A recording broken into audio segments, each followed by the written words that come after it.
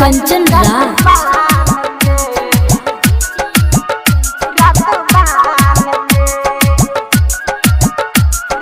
नीम चौक चौसीमा वैशाली।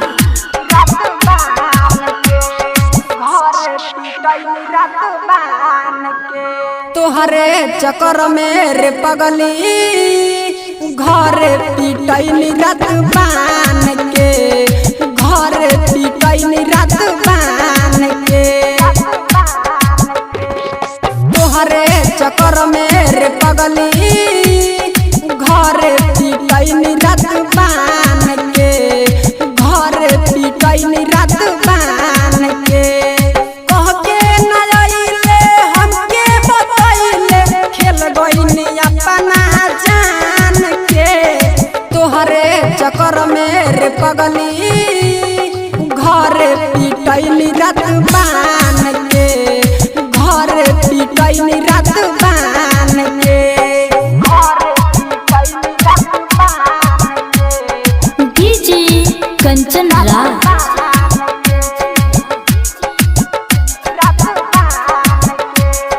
नीम चौक चौसीमा वैशाली।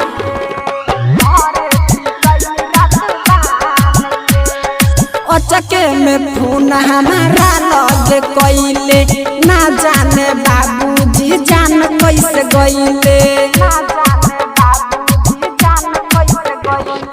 अचके में फोन हमारा लगे कइले, ना जाने बाबूजी जान कैसे गइले। उ समझाइले हमसे ना बतैले, मरले बारे जैसे उआन के। तोहरे चक्कर में रे पगली घर पिटैनी रात बान के, घर पिटैनी रात बान के। DJ Kanchan Raj Radhika recording studio Tamkuhi राज कुशीनगर। नीम चौक चौसीमा वैशाली।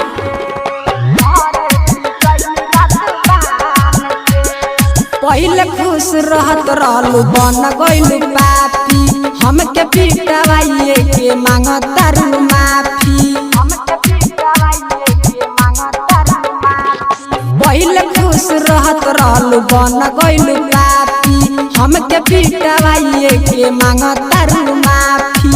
अंगद प्रेमी अर्जुन आशिक कहे विकासवा जान के। तोहरे चक्कर में रे पगली घर पिटैनी रात